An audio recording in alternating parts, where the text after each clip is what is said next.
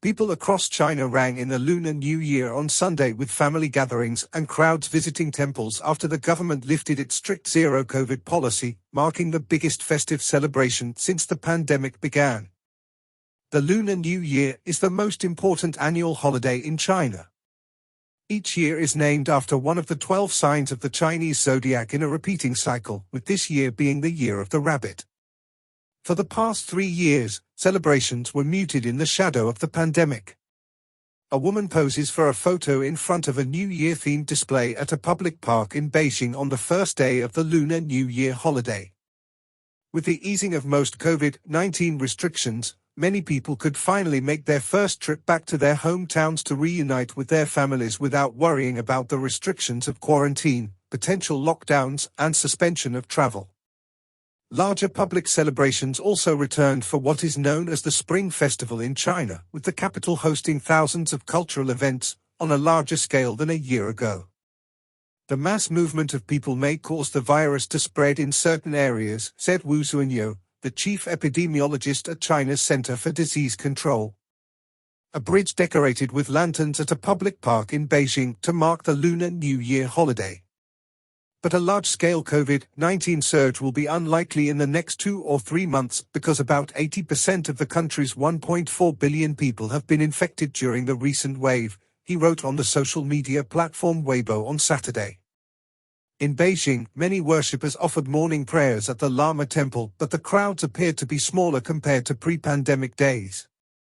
The Tibetan Buddhist site allows up to 60,000 visitors a day, citing safety reasons, and requires an advance reservation. Visitors wearing face masks walk along a path decorated with lanterns at a public park in Beijing. At Daoranting Park, there was no sign of the usual bustling New Year food stalls despite its walkways being decorated with traditional Chinese lanterns. A popular temple fair at Badachu Park will be back this week, but similar events at Dighton Park and Longtan Lake Park have yet to return. In Hong Kong, revelers flocked to the city's largest Taoist temple, Wong Tai Sin Temple, to burn the first incense sticks of the year. The site's popular ritual was suspended for the last 2 years due to the pandemic. Traditionally, big crowds gather before 11 p.m. on Lunar New Year's Eve, with everyone trying to be the first, or among the first, to put their incense sticks into the stands in front of the temple's main hall. Worshippers burn their first incense sticks as they offer prayer at the Wong Tai Sin Temple, in Hong Kong, to celebrate the Lunar New Year, which marks the year of the rabbit in the Chinese zodiac. Worshippers believe those who are among the first to place their incense sticks will stand the best chance of having their prayers answered. Local resident Freddie Ho, who visited the temple on Saturday night, was happy that he could join the event in person. I hope to place the first incense stick and pray that the new year brings world peace, that Hong Kong's economy will prosper, and that the pandemic will go away from us and we can all live a normal life, Mr. Ho said. I believe this is what everyone wishes.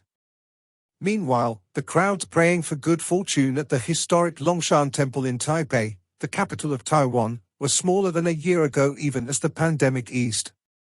That is partly because many people there had ventured to other parts of Taiwan or overseas on long-awaited trips.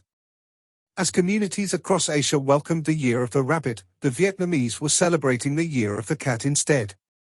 There is no official answer to explain the difference, but one theory suggests cats are popular because they often help Vietnamese rice farmers to chase away rats.